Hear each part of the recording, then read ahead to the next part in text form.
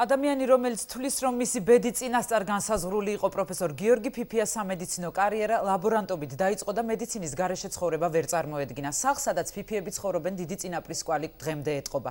ცნობილმა ქირურგმა 4 ფილმშიც ითამაშა, მაყურებელს ყველაზე მეტად, როცა აყვავდა ნუში და მზიური ახსოვს. თეიკო ანჯაფარიძე დაინტერესდა, როგორ ცხოვრობს გიორგი ფიფია დღეს და რა არის მისთვის ყველაზე დიდი ტკივილი ადამიანების ისტორიით მოამბეში.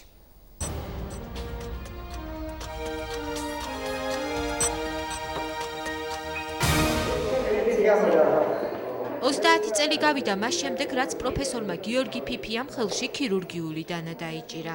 მისთვის სამედიცინო იარაღი ისია, როგორც მუსიკოსისათვის მუსიკალური ინსტრუმენტი. პირველად ოპერაცია მესამე კურსზე ბაბუასთან ერთად გააკეთა. პატარობიდან სამათყოფოში რო დადიხარ, ხარ მამას მეყვები, ხარ ბაბუას მეყვები. მე სახში ჩვენთან სამათყოფები მოდიოდნენ. მიღება ქონდა ბაბუაჩემს, მამაჩემს სინჯავნე. სულ ამ სიტუაციაში ვიყავი. არ წარმომედგინა მე აბსოლუტურად სხვა პროფესიაში მეცა და თქვა ჩემი ბედია. ესაც ბაბუის მაგიდასთან მუშაობს. ბაბუა ცნობილი საზოგადო მოღვაწე და დასტაქარი ეგნატე ფიფია იყო. მამა აკადემიკოსი და ყველა თაობის საუკეთესო ქირურგი. ჰიპოკრატეს ფიცის გარდა ფიფიები მედიცინაში კიდევ სხვა კანონებით მოქმედებენ. ბაბუა შემოთხრა მე ოფოთის გიმნაზიაში ვსწავლობდიო და ვლოცულობდით ხოლმეო. უნდა კონდეს სამი თითია იყო ხელიო, თავიო და გულიო. მაშინ გამოხვა კარგი იქნება. ცნობილ ქირურგთან მისულ პაციენტებს საყვარელი კინოგმირის სახე ხვდებათ. გიორგი ფიფიამ ქართულ კინოში ცოტა, მაგრამ დაუვიწყარი სახეების შექმნა. როგორ არის ეს სიმღერა? დახკარით და მისთვის სახიობობა სცენის მიღმა დარჩა. უბრალოდ დროებით სხვა კაცის ცხოვრებით იცხოვრა. აი ბაბუაჩემი მაგალითად ცოტა ესე ტრადიციული ესეთი კაცი იყო. პირველი სურათი არ მოწონდა, იმიტომ იქ ვიღუპები, მაგრამ მზიური ძალიან უყვარდა და იძახოდა გოგა რა კარგად ვღერიდე. სულ ეუბნებოდა რომ მე არ ვღერევარ, ნუ გზა კვაშალი ვღერი.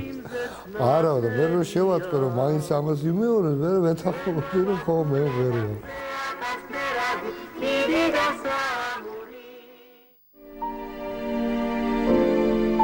ფიფიების ისტორია არა მხოლოდ წინაპრებმა, არამედ მომავალმა თაობამაც შექმნა. ბატო ფიფიას სიკვდილმა 19 წლის წინ მთელი თბილისი შეძრა. ახალგაზრდა სპორტსმენი უბედურმა შემთხვევამ იმსხვერპლა. შვილის სიკვდილის ტკივილი თვალებში სამუდამოდ დარჩა. ექიმი, რომელიც სხვის ტკივილს ებრძვის, ამბობს, რომ ასეთ ტკივილთან მედიცინა უძლურია. საერთოდ ბუნების კანონი რო ირღვევა და მშობლები ასაფლავებენ შვილს და არაფერიქით ცოტა არ არის ნორმალური და მას გადასატანად წლებით ავისაშვება, რა თქმა უნდა, მაგრამ ეს დარდი და ეს ტკივილი ცხოვრების ბოლომდე ადამიანებს მიყვება.